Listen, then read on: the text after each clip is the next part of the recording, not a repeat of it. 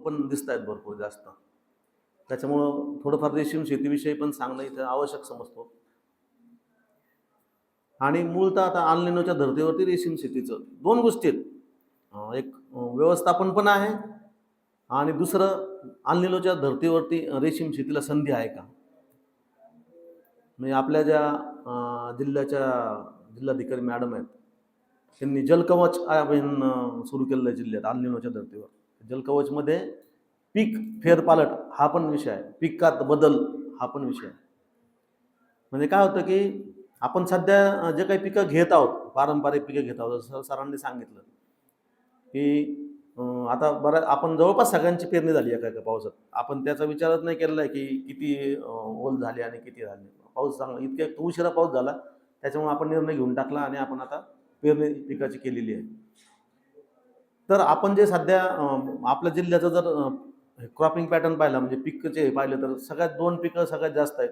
3-3 लाख हेक्टरवरती जे पिकं होतात, कापूस आणि सोयाबीन. बाकीचे पिकं नगण्य आहेत, म्हणजे ते लाख भरभर नाही आहेत मग उरलेले. 3 लाख हेक्टर कापूस, 3 लाख हेक्टर सोयाबीन, हा मेन आपला पॅटर्न आहे. मग आपण जर त्याचा विचार केला की ठीक आहे, मी जे पीक करत आहो आणि आपल्याकडे ॲक्च्युली कृषी विज्ञान केंद्र असेल किंवा कृषी विभाग असेल, यांच्यामार्फत आपण तंत्रज्ञान खूप चांगलं शिकून त्याच्यामध्ये उत्पादकता वाढवली आहे. परंतु आत्ताच काल परवा आणखीन एका ठिकाणी मी ते वाचलं की एक पीक पद्धती खरंच परवडणारी आहे का मग आपल्याला? आपण दरवर्षीप्रमाणे माझ्याकडे 4-5 एकर आहे आणि मग मी 4-5 एकर आता कापूस लावला किंवा सोयाबीन लावून टाकलं. तर ते सुद्धा आता आपलं शेतीच्या दृष्टिकोनातून आर्थिकदृष्ट्या पाहिलं तर ते आपल्याला धोकादायक पण आहे आणि आर्थिकदृष्ट्या परवडणारं पण नाही. आपण जर कापसाचा विचार केला तर आपण एकरी 10 क्विंटल जरी कापूस काढला तरी आपल्याला 60,000 70,000चं उत्पादन होणार आहे आणि त्याच्यातला निम्मा खर्च गेला 35,000, तर आपल्याला 35,000च आपल्याला नक्त प्रॉफिट राहणार आहे. हा इतकाही राहत नाही, पण आपण धरूया की ठीक आहे, मला 30-35,000 रुपये मिळायला लागले. आणि तीच गोष्ट कमी अधिक प्रमाणात सोयाबीनच्या बाबतीत आहे. सोयाबीनमध्ये पण आपल्याला 25,000 30,000 रुपये राहतात. हे आपलं वार्षिक गणित आहे आपल्या शेतीचं. पण आपल्याला नाईलाज आहे, आपण दरवर्षीप्रमाणे त्या पीक पद्धतीमध्ये आपण ते चालवलेलं आहे. काही लोकांनी आता जे समोर जे बसलेले आहेत ते सत्कार मूर्ती, त्यांनी काही काही चांगले प्रयोग केलेत म्हणून त्यांना पुरस्कार मिळाला. त्यांनी त्यांच्या शेतीमध्ये उत्पादन तिप्पट 4पट केलंय म्हणून ते आज पहिल्या लाईनीला आहे. तर आपल्याला पण या पहिल्या लाईनीला यायचं आहे, तर काय करावं लागेल? ॲक्च्युली आपलं उत्पादन वाढवायचं तर काय करावं लागेल? तर जे पिकं आपल्याला शाश्वत, कुठल्याही परिस्थितीत शाश्वत आणि अधिकचं उत्पादन देतील रेग्युलर पिकापेक्षा, अशा पिकांची आपल्याला निवड करावी लागेल. आणि याच्यामध्ये रेशीम उद्योग अग्रेसर येतो. बाकीचे काही नवीन पिकांचा पण प्रयोग आपण आपल्याकडे करीत आहोत, पण मार्केटिंग सिस्टीमची गॅरंटी घेऊ शकत नाही आपण. एखाद्या पिकाचं जर खूप जास्त उत्पादन झालं तर मार्केट कमी होतं, हे मान्य आहे. तसं रेशीमच्या पिकाच्या बाबतीत होत नाही, होणार पण नाही. आणि त्याला एकमेव कारण आहे की मागच्या जर 10 वर्ष 5 वर्ष आपण मागे गेलो तर आज जगाचा जर विचार केला, पूर्ण जगामध्ये कोणता देश सगळ्यात जास्त रेशीम उत्पादन करतो? चीन. तर चीन 1.5 लाख मेट्रिक टन इतकं सूत तयार करत होतं आणि आज चीन कुठे आला? 52,000वर आला. 100 लाख मेट्रिक टन त्यांचं उत्पादनच घेतलंय, कमी झालंय. मग आता गरज कशी झाली की तिथं तेवढ्या त्या 1.5 लाख मेट्रिक टनाच्या हिशोबाने पुढचे कारखाने टाकले होते ना. रिलिंग असेल, पुढचं कपड्याचं असेल, दुनियादारी, म्हणजे पुढचे सगळे कारखाने त्यांनी त्या हिशोबाने लावले होते. पण आज ते क्षेत्र कमी झालंय, कारखान्यात आहेत. त्यामुळे आपल्याकडचे कोश चीनला जाऊ राहिले. म्हणून मागच्या वर्षीचा जर तुम्ही कोशांचा भाव पाहिला तर आश्चर्य वाटल्याशिवाय राहणार नाही, जुने जरी शेतकरी असेल तर. 70-80 हजार क्विंटलपर्यंत रेट गेला. प्रति क्विंटलला 80 हजारापर्यंत रेट गेला. 60 ते 80 हजार असा रेट. आजही 60 हजार चालू आहे चांगल्या कोशाला. विचार करा की आपण एका पिकामध्ये 21 दिवसाच्या एका पिकामध्ये आपण 1.5 क्विंटल माल तयार करू शकतो एका एकरातून. 2 क्विंटल पण करणारे शेतकरी आहेत, कमीत कमी 1.5 क्विंटल तर काढू. 1.5 क्विंटलला आजचा जर आपण ॲव्हरेज जरी भाव धरला चांगल्या पिकाचा, 60,000 रुपये क्विंटल आहे. 1.5 क्विंटलला 90,000 रुपयाचे त्याचे उत्पादन व्हायला लागलं. किती दिवसामध्ये? 21 दिवसामध्ये एका पिकामध्ये. असं किती वेळा घडेल? वर्षातून 4 ते 5 वेळा घडेल. 5 वेळा जर 90,000चं जर आपल्याला झालं तर 4.5 लाखावर आपण चाललो, जाऊ द्या 5 वेळा, 4 वेळा जरी गेलो तरी 3.5 लाखावर आपण उत्पादन घेतो. आणि उत्पादन खर्चाला काय आहे की तुम्ही जे काही पीक घेता त्याच्यासाठी जे चॉके आणाल हे आणाल त्याचा 20% तुम्हाला खर्च आहे. 90,000 जर तुमचं उत्पादन झालं तर 18,000 रुपये तुम्हाला खर्च असेल, बाकीचं प्रॉफिट आहे. एकदा तुती लावली 15 वर्ष तुम्हाला लावायची गरज नाही. एकदा शेड बांधलं 15 वर्ष त्याच्यापेक्षा पुढचं हे करायचं नाही, कुठलं साहित्य घ्यायचं नाही. जो काय आहे जी काही गुंतवणूक आहे ती एकदाच करायची आहे, नंतर आपल्याला यातून उत्पादनच घ्यायचं आहे. रिस्क जर म्हणाला आपण आत्ताचा जो काळ आपण आता बघतोय की एल निनोचा विचार करा तर एल निनो मध्ये काय होणार आहे, सरांनी सांगितलं की आज आपण विसरून गेलेलो आहे ती स्थिती, म्हणजे जे वातावरण निर्माण केलेली किंवा जी जागरूकता निर्माण केलेली आहे एल निनोच्या बाबतीत, तर ती आजच्या घडीला तर आपण सापू सरवलं आहे. आज आपण म्हणणार अरे एवढा चांगला पाऊस चालू आहे, कालपर्यंत चांगला पाऊस आहे, काही ठिकाणी 100 रुपये मंगच्यावर गेलेला आहे. त्यामुळे आज आपल्याला ते गेलं डोक्यातून की काहीच नाही, विषयच नाही, हे काहीतरी चुकी सांगतात आणि काय नसतं ते. पण ते ॲक्च्युली शास्त्रीयदृष्ट्या अभ्यास करून आपल्याच देशातल्या नाही तर सगळ्या जगातल्या लोकांनी त्याचा अभ्यास करून त्याचा सांगितलेला धोका येतो. ह्याच्यामध्ये काय होईल, काही ठिकाणी पाऊस पडेल पण खूप जास्त पडेल, काही ठिकाणी अजिबात नाही पडणार, काही ठिकाणी मिडियम पडेल, मध्ये फार मोठा खंड होईल. म्हणजे आपल्याला चांगलं पीक येण्यासाठी ज्या गोष्टी लागतात ना, की वेळेवर पाऊस, तितकासा पाऊस, अति पाऊस नसावा, तर असं काही होणार नाहीये. पडला तर खूप जास्त पडेल, खंड झाला तर खंडच होईल, एखाद्या भागात पडणारच नाही, एखाद्या भागात पडेलच. त्याच्यामुळं आपण कोणत्या परिस्थितीत जाऊ हे आज नाही आपण सांगू शकत. तर म्हणून ह्या धोक्याचं नियोजन करून आपल्याला पुढे जायचंय. तर मग पुढे जाताना एक जर आपण असा विचार केला की नाही आता हा धोका मला टाळायचा आहे, की कसं आहे की जर समजा आपण तुतीच्या लागवडीचा पर्याय निवडला, ज्याच्याकडे जे काही संरक्षित पाणी आहे, कारण ह्याला कमी पाणी लागतं, इतर जे तुमचे पिकं आहेत ऊस वगैरे जे जास्त पाण्याचे त्याच्या तुलनेत कमी पाणी लागतं. ठिबक असेल तर आपलं झाड जगायला काहीच अडचण नाही. म्हणजे नवीन लोक ह्यावरची लागवड करू इच्छित असतील आणि त्यांनी जर ठिबक केलं तर ठीक आहे, आपल्याला असं झालं आणि रोपांनी जर लागवड केली, एकदा आपलं झाड रुजलं पहिल्या 4 महिन्यात 6 महिन्यात, नंतर मग त्याला पाणी कमी असलं नसलं तरी ते जगतं, कारण ह्याच्या मुळ्या 1.5 फूट खोल जातात. ह्याला 2-3 महिने पाणी, ज्यांच्या बागा 1 वर्षाच्या पुढच्या आहेत त्याला 3 महिने पाणी नाही मिळालं त्या बागाला तरी ते रोप काही सहजासहजी जात नाही. त्यामुळं आणि बरं जास्त जरी पाऊस झाला तरी काही असं नाही की ते मुळं सडले कुजले आणि ते झाड मेलं, असंही होत नाही. म्हणजे जास्त पाऊस झाला तरी अडचण येणार नाही, कमी पाऊस झाला तरी अडचण येणार नाही. ज्याच्या बागा जुन्या आहेत किंवा आत्ता रोप लावलंय आणि 6 महिन्याचं झालंय, रोपाने लागवड केली 6 महिने झाली, ते सुद्धा दुष्काळामध्ये सुद्धा मरणार नाही ह्या बदलत्या परिस्थितीमध्ये. किंवा असं झालं की एखाद्या ठिकाणी खूप जास्त पाऊस आला तर पिकाला पूर्ण दुसऱ्या पिकाला धोका आहे. आपल्याकडे कसं आहे, तुतीला तर काही फरक नाही पडत जास्त पाऊस झाल्याने कमी झाल्याने. आणि आपण जे कीटक संगोपन, त्या आळ्यांचं संगोपन करणार ते शेडमध्ये करणार. शेडमध्ये करत असल्यामुळे काय आहे की त्याला पण काही धोका नाही, पाऊस जास्त कमी दुनियादारीच काहीच नाही. त्यामुळे आता जी परिस्थिती आहे किंवा इतर वेळेस पण कधी ह्याचा कुठला असं जास्त मोठा कीड रोग नाही की तुतीला खूपच जास्त एखादी कीड पडली आणि सगळं, किंवा असा रोग पडला आणि सगळी बागच गेली, इतके फार घातक असे नाही. येतात काही आळ्या, म्हणजे काही दुसऱ्या किडी वगैरे याच्यावर येतात, पण हे तुमचं 5% 10% इतक्या प्रमाणात नुकसान करू शकतात. तुमचा सगळा पाला खाल्ला आणि आता काहीच नाही राहिलं, असं कुठल्या कीड रोगाने होत नाही. त्यामुळे आपल्याला त्याच्यावरती जास्त करून फवारणी नाही करायची. अति आवश्यकता पडली तरच आपण एखाद्या वेळेस फवारणी सांगतो, नाही तर फवारणी पण नाही करत आपण कुठली. पोषक मूलद्रव्यांशिवाय, पोषक सूक्ष्म अन्नद्रव्ययुक्त शिवाय आपण दुसरी कुठलीही फवारणी तुतीच्या झाडावर करत नाही.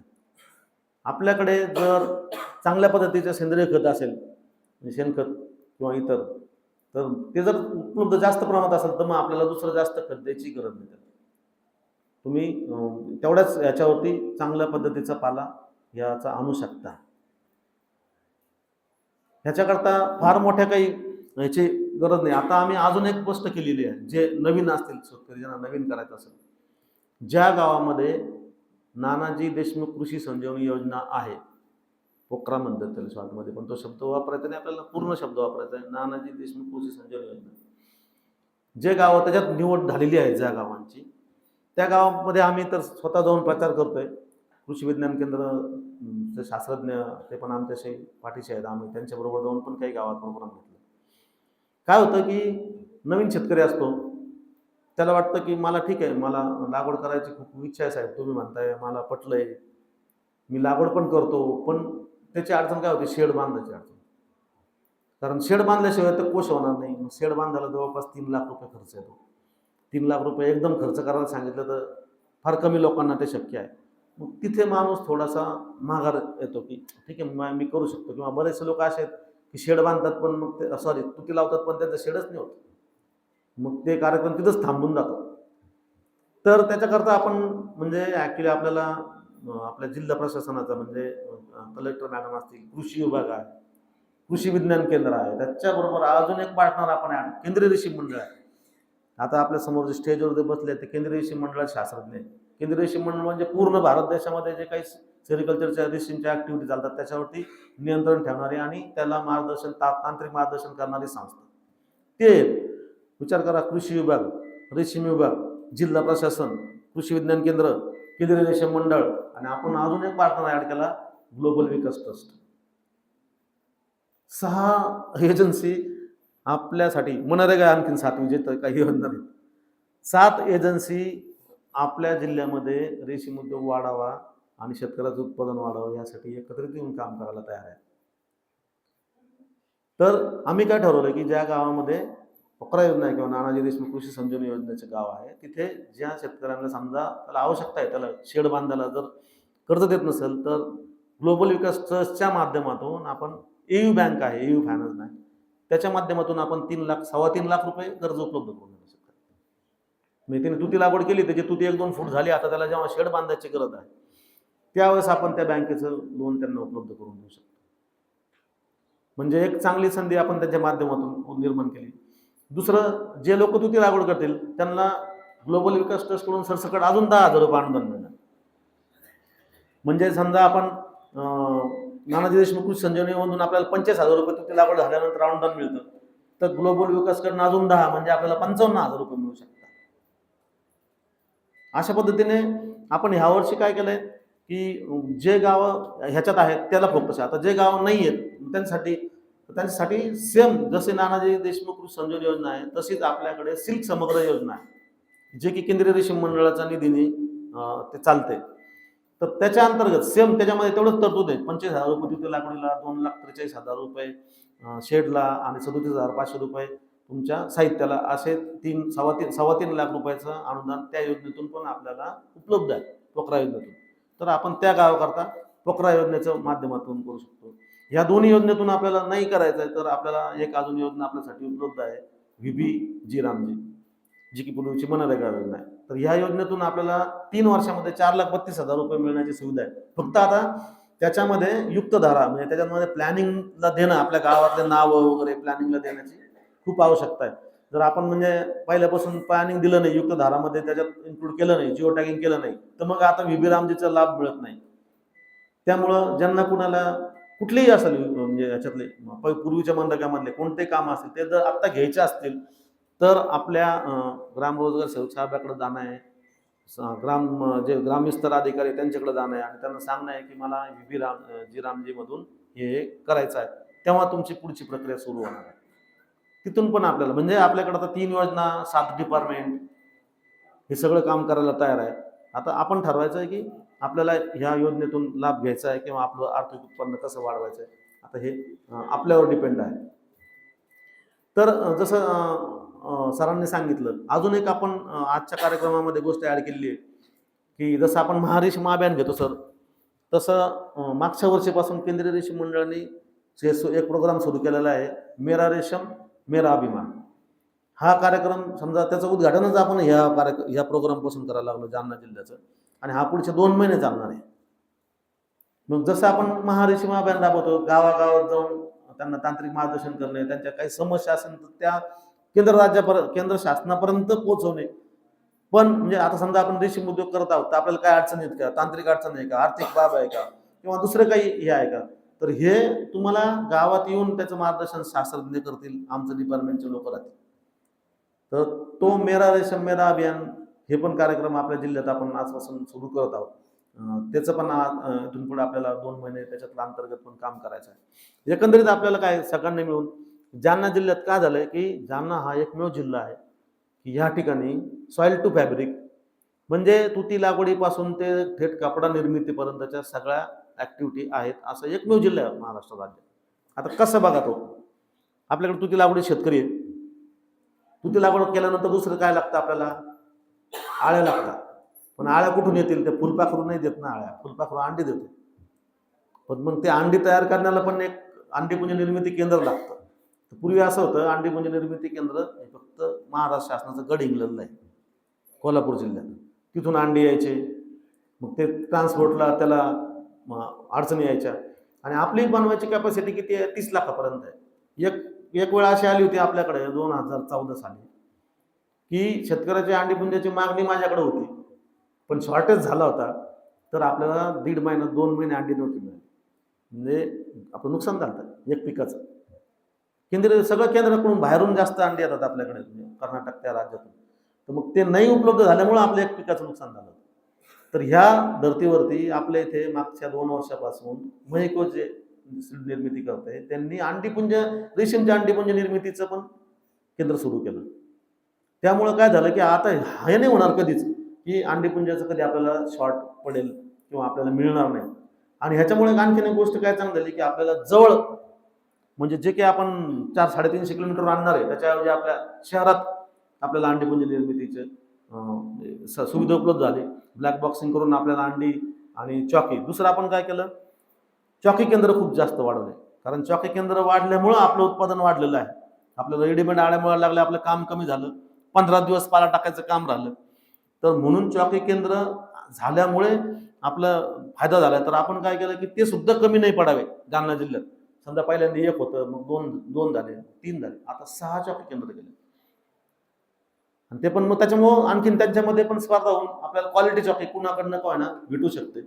आणि आपल्याकडे एक चॉकी केंद्र असं आहे की ते पुऱ्या महाराष्ट्रातलं सगळ्यात मोठं आहे आणि पूर्ण ॲटोमायझेशन असलेलं. म्हणजे तापमानाने आर्द्रता ही पूर्ण कंट्रोल केलेली आहे सेन्सर लावून. असं चॉकी केंद्र दुसरीकडं महाराष्ट्रात नाही. म्हणजे आपण चांगल्या प्रकारचं चॉकी केंद्र सुरू केलं. तिसरी जी गोष्ट आहे की बाजारपेठ. कोशांची सगळ्यात पहिली 2 बाजारपेठ सगळ्यात पहिली महाराष्ट्रातल्या आपण 2018ला आपल्या कृषी बाजार समितीमध्ये सुरू केली. त्याला खूप चांगला रिस्पॉन्स मिळाला. सगळ्या महाराष्ट्रातले शेतकरी तिथे कोश घेऊन येतात. आता मागच्या 1.5 वर्ष 2 वर्षापासून तिथे थोडासा इश्यू झालाय. पुन्हा आता बीडला पण मार्केट सुरू झालं, तर मग आता तिकडे कोश जायला लागलेत, काही आपल्याकडे कमी यायला लागले. मग आपण काय केलंय की आपल्याकडे आता आपण 7.5 कोटी रुपये खर्च करून रेशीम कोश बाजारपेठेची इमारत बांधली. त्या इमारतीमध्ये सगळ्या सुविधा आहेत. म्हणजे सगळ्या सुविधा कशा आहेत, शेतकऱ्याला आपण आता सगळं डिजिटलायझेशन करायला लागलो. म्हणजे रामनगरला जर तुम्ही कधी गेला असाल, रामनगरला कोश विक्रेला जो माणूस जातो तिथे काय आहे की कोशांची बोली नाही होत, हाराशी नाही होत. ते काय करतात, ते सगळं माल बघून येतात आणि त्यांना टाइम दिलेला असतो. त्या टायमामध्ये ते व्यापारी त्यांचे आकडे टाकतात, म्हणजे दर टाकतात. जो सगळ्यात जास्त दर देईल, लॉट नंबर 1 आहे त्याला 750 रुपये, लॉट नंबर 2 त्याला जे काही आहे तो जर दर आपल्याला पटला तर आपल्याला विकायचं. म्हणजे कुणाचं असं मिलीभगत होऊ शकत नाही, हा त्याच्या मागचा उद्देश होता. ती सिस्टीम आपण आपल्या इथं नवीन जे मार्केट होईल तिथं रन करायला लागलो, तिथं उपलब्ध करून राहिलो ती सुविधा तशा प्रकारची. तुम्हाला मोबाईलवरती मेसेज दिसेल, मोबाईलवरती व्यवहार दिसेल काय चालले जातं, कुणाचं काय दर पडला, कुणाचं काय दर पडला. आणि एखाद्या व्यापाऱ्याला जर ग्रेडेशन करायची पण आपण सुविधा ठेवली. म्हणजे काय होतं की आपल्याला वाटतं की नाही माझा कोश खूप चांगला आहे पण मला दर कमी मिळाला, किंवा एखाद्याला तसं होऊ पण शकतं की दर कमी मिळू शकतो चांगला कोशाला. मग चांगला कोश ठरवणार कसं? डोळ्याने दिसतो म्हणून चांगला, डोळ्याने त्याला चांगलं दिसतं पण मग ते दर देत नाही. ते म्हणतात सर तसं नाहीये, ह्याच्यामधला कोश मोठा आहे पण ह्याच्यातला प्युपा मोठा आहे, आतला किडा मोठा आहे, वरचं टर्फल तेवढं मोठं नाही, तेवढं जाड नाही, टर्फल जाड पाहिजे. म्हणजे काय, जसे भुईमुगाचे जसं शेंगा असे आतमधलं तिथं शेंगदाणा महत्वाचं आहे, इथं तसं नाही, इथं वरचं टर्फल महत्वाचं आहे. म्हणजे जर त्याच्यातलं सिल्क रेशो जास्त चांगला असला, म्हणजे सिल्क पर्सेंटेज जर चांगला असेल तर त्याला धागा चांगला मिळणार आहे. मग आता हे ठरवणार कसं बाबा चांगले कोश आहे, वरून तर दिसना. तर त्याला एक आपल्याकडे ककून टेस्टिंग सेंटर पण आहे, कोशांचं ग्रेडेशन काढणारं सिस्टीम पण आहे. त्याला काय करावं लागतं, ते कोश कापतो आपण, त्याच्यातलं की तो जो पीप आहे तो बाहेर करतो आणि त्या वरच्या टरफलाचं वजन घेतो, त्याची टक्केवारी काढतो. ती टक्केवारी 22-24च्या वर असली, 24च्या रेंजमध्ये असली तर तो चांगला माल. परत दुसरी काय आणखीन त्यात कॅल्क्युलेशन असते की खराब कोशांचं प्रमाण किती आहे. समजा 100 किलोमध्ये जर 25 किलो माल खराब आहे तर मग समोरच्याला नाही मिळणार ना तेवढा धागा. तर त्याच्यानुसार पण मग रेंडिटा निघतो त्या कॅल्क्युलेशनने की याच्या भविष्यात किती किती किलो कोशांपासून याला धागा मिळणार आहे. तर असं ग्रेडेशन सिस्टीम पण आपण त्या ठिकाणी सुरू करायला लागलो. जो माणूस आधी येईल शारास म्हणजे समजा जो 9 ला येईल, 9:30 ला येईल, समजा आपण 10-11 वाजता ठरवलंय की आपल्याला विक्री करायची, जो माणूस 9-9:30 येईल त्या सॅम्पलचे आपण सगळ्यांचे ग्रेडेशन करू शकतो. म्हणजे तिथं पण आपल्याला समजणार आहे की आपल्या कोशांना रास्त भाव मिळाला नाही मिळाला. ही एक सिस्टीम करणार आहे. त्याच्या पुढे जाऊन व्यापारी यायला पाहिजे आपल्याकडे जास्त प्रमाणात. तर सर आपण तिथे कन्व्हेअर ड्रायरची सुविधा द्यायला लागलो. कन्व्हेअर हॉट एअर ड्रायर म्हणजे हे जे कोश आपण सध्या ट्रेमध्ये टाकतो, इलेक्ट्रिसिटीमध्ये त्याला ड्राय करतो, त्याला फार वेळ लागतो आणि चांगल्या पद्धतीने ड्रायिंग होत नाही. आपण तिथं ऑटोमॅटिक ड्रायर त्यांना उपलब्ध करून दिलेलं आहे. त्याच्यामुळं लोकांना ती सुविधा झाल्यामुळं त्याला त्याला त्याला कोश साठवायला जागा द्यायला लागलो, तुम्हाला राहायला जागा द्यायला लागलो, कॅन्टीनचं उपलब्ध करून द्यायला लागलो.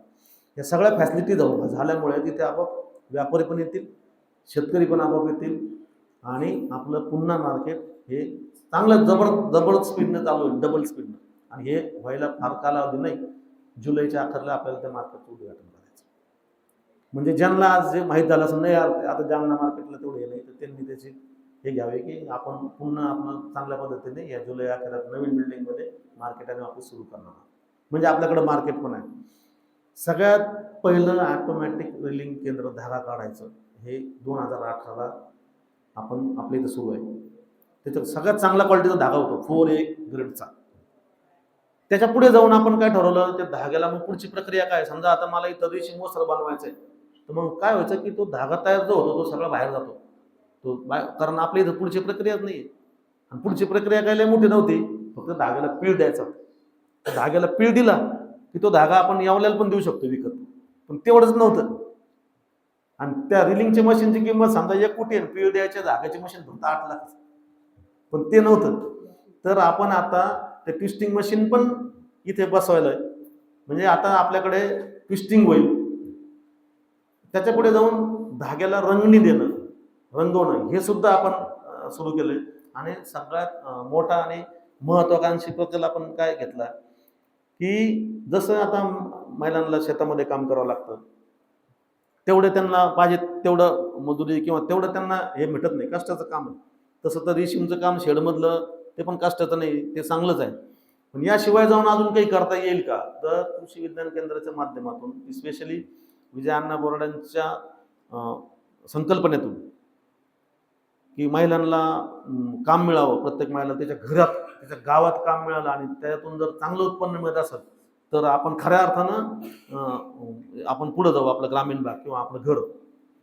तर त्या दृष्टिकोनातून आपण काय केलंय, इथे कृषी विज्ञान केंद्राच्या पुढाकारातून आम्ही तर थोडा सपोर्ट केला त्यांना, फार नाही, पण यांचा जास्त रोल आहे. इथे आपण रेशीम हातमाग प्रशिक्षण केंद्र सुरू केलं.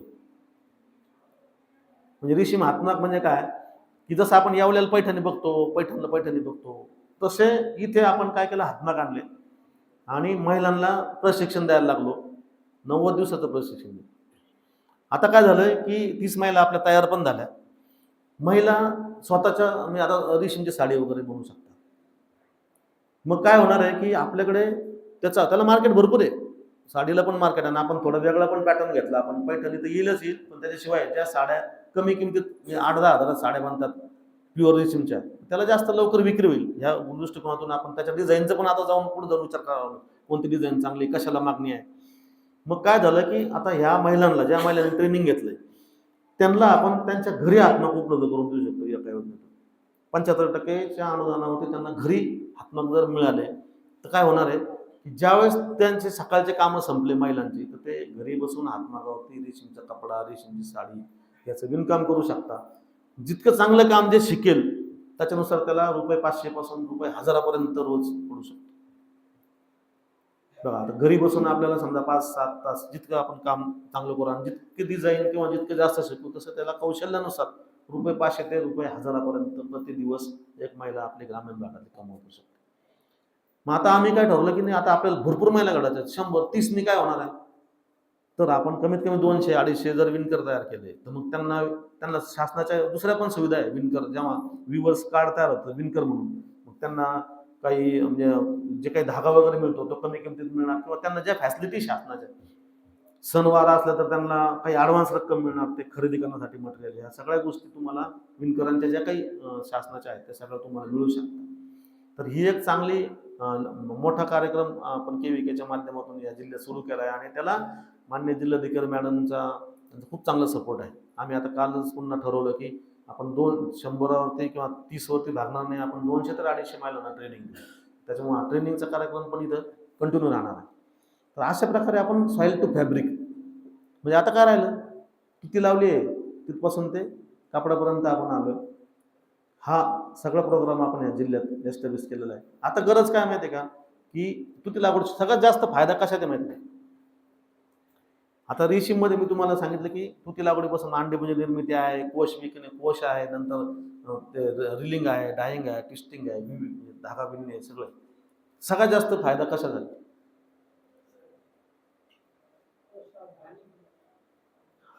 कोण बोललं? तर जेव्हा आपण त्याचा मी नाही केलेला अभ्यास, हा अभ्यास 15-20 वर्ष, पण मी नोकरीला लागल्याच्या जवळपास 20 वर्षाचा अभ्यास आहे, टीमने केलेला आहे शास्त्रज्ञांच्या, की जे ठरवलं ना की समजा हिने लागवड केली त्याने, तर ₹100 जर असतील त्या सगळ्या व्यवहारात, त्यापैकी ₹80, ₹86, ₹86, ₹84 हे कोष उत्पादन करणाऱ्या शेतकऱ्याला जातात 100 पैकी. आणि मग बाकी जे आहे ना, हा रिलिंग करणारा आहे, हा तर सध्या तर लॉसमध्ये आहे. मग पुढच्या लोकांना थोडं कोणाला तरी 9%, रिलिंग करताना 9% दाखवलंय, ट्विस्टिंगवाल्याला 10% आहे, रंगणीवाल्याला काहीतरी 2-5% आहे, विक्रीवाल्याला असं आहे. म्हणजे सगळ्यात जास्त जर काही होणार असेल ह्या तुती लागवडीच्या माध्यमातून, तर कोशाचं उत्पादन शेतकऱ्याचा फायदा होणार आहे. तर म्हणून आपल्याला काय आहे की जिल्ह्यामध्ये जास्तीत जास्त एकरमध्ये तुती लागवड व्हायला पाहिजे. ह्यासाठी आपण मोहीम राबवतो, सगळ्यांची मदत घेत आहोत. तर मी ह्या निमित्ताने पुन्हा सांगेल की जे नवीन लोक असतील त्यांनी अजूनही विचार करा, किमान 1 एकर तरी क्षेत्रामध्ये आपण तुती लागवड करून सुरुवात करा. इथं नुकसान व्हायची काही शक्यता नाही. फायदा झालाच होता, फायदाच होईल. फायदा किती प्रमाणात होईल हे आपल्या काम करण्याच्या आणि त्याच्यावरती आहे. पण एकरी 3-3.5 लाख रुपये उत्पादन घेणारे शेतकरी आपल्या जिल्ह्यात आहे, आणि सगळ्या सुविधा आपल्या जिल्ह्यात आहे, आणि प्रशासन, शासन तुम्हाला मदत करायला तयार आहे. ग्लोबल विकास ट्रस्ट सारखी संस्था आहे, KVKच्या इथं तुम्हाला जे पाहिजे ते ट्रेनिंग मिळतील. या सगळ्या सुविधा आहे. एवढ्या सुविधा कदाचित दुसऱ्या जिल्ह्याला नाही आहे. एवढं चांगलं पोषक वातावरण कदाचित दुसऱ्या जिल्ह्याला नाही आहे, आपल्या जिल्ह्यात आहे. तर त्याचा जर आपण लाभ नाही घेतला, म्हणजे एवढी चांगली संधी असताना पण आपण लाभ नाही घेते, म्हणजे मग आपण एका चांगल्या गोष्टीपासून वंचित राहू शकतो. तर आज मी पुन्हा आवाहन करेल की ज्यांनी अजून याचा विचार नसेल केला, तर त्यांनी अजूनही विचार करावा, आणि आपल्या शेतामध्ये पीक बदल म्हणून 1 एकर तुती लागवड करावी. दुसरा विषय आहे अल निनोच्या धर्तीवरती ह्याचं व्यवस्थापन. तर नवीन लोकांना सांगेल, जे आता नव्याने लागवड करणार आहे त्यांनी रोपांनीच लागवड करा. रोपांनी लागवड केल्याने काय होणार आहे की तुमचं ते लवकर रुजेल, बाग लवकर हे तयार होईल. एकदा 6 महिने झाले रोपांनी लागवड केल्यानंतर, मग त्या बागेला धोका नाही. जे जुने लोक आहेत, ज्यांचे जुना बाग आहेत, त्यांसाठी काय संधी आहे की आता चांगला पाऊस पडलेला आहे, चांगला पाला आलेला आहे, पीक घेऊन मोकळे व्हा. जुना बागेला तसाही विशेष धोका नाही, पण धोका कधी जास्त पावसाचा नाही. जास्त पावसाने आपल्या बागेला काही विशेष होत नाही, ज्या जुन्या बाग आहेत त्यांना. हा, ज्यांनी आजच लावली लागवड समजा ह्या पहिल्याच्यात, आणि खूप पाऊस झाला आणि पाणी साठलं, तर त्याला, किंवा जो काडीने लागवड करेल त्याला जास्त पावसाचा किंवा ड्राय, म्हणजे जो मध्ये खूप जास्त दिवस खंड जाईल, त्याचा धोका उपलब्ध असतो. तर त्या केसमध्ये काय करणे, आपल्याला पाणी काढून देणे. एकतर आपण पाणी साठणारी जमीन, म्हणजे ह्याला सगळ्या प्रकारची जमीन चालते तुती लागवडीला, भरड जमीन असू द्या, हलकी जमीन असू द्या, कशी जमीन असू द्या, फक्त पाणी साठणारी जमीन चालत नाही, दलदलीची किंवा तशी.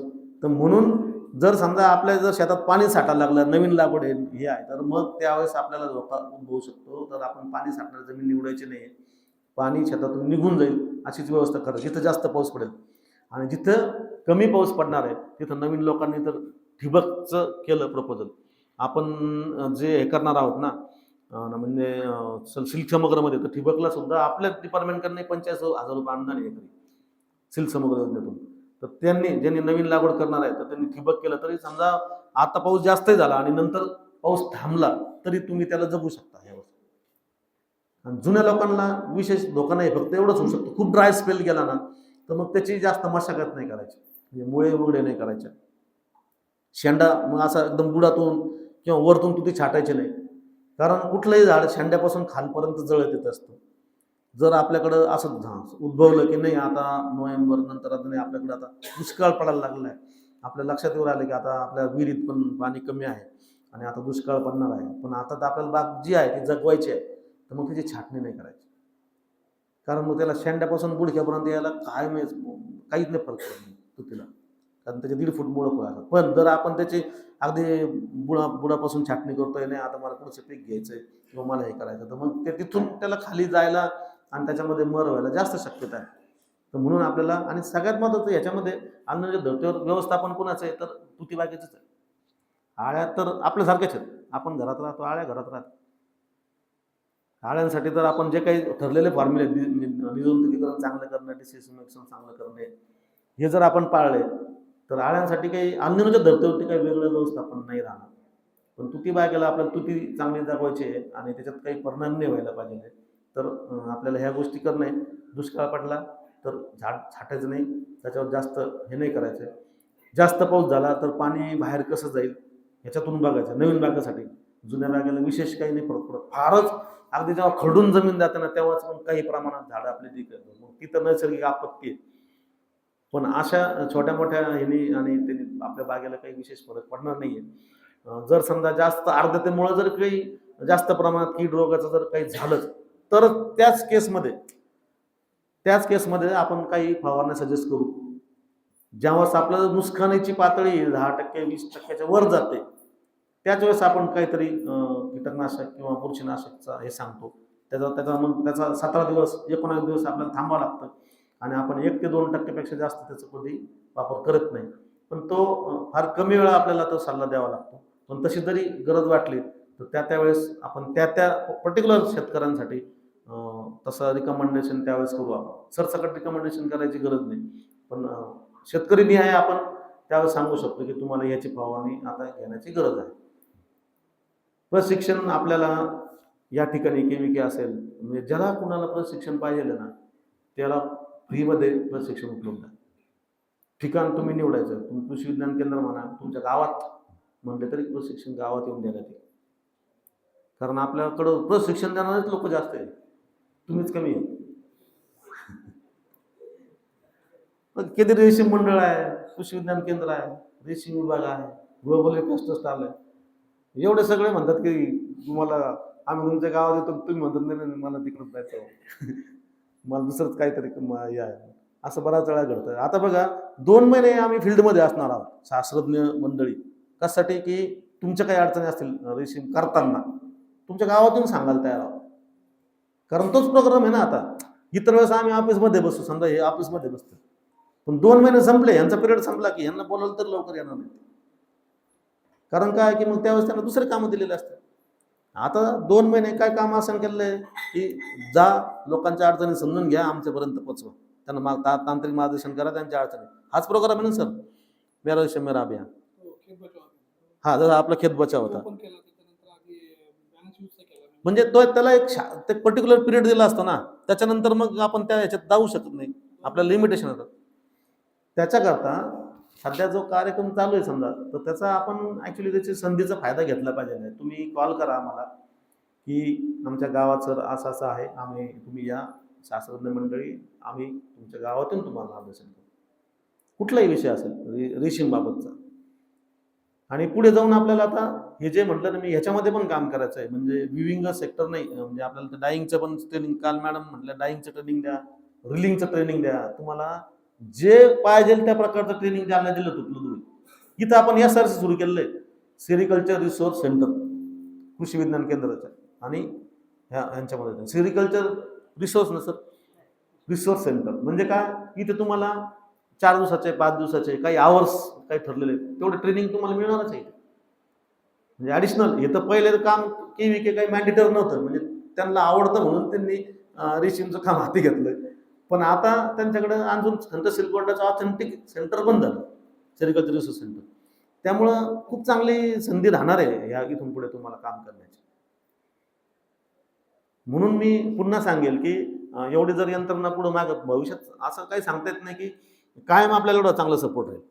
एक काळ असंही पाहिलं आपण की कुणीच येत नव्हतं, बरोबर ना सर?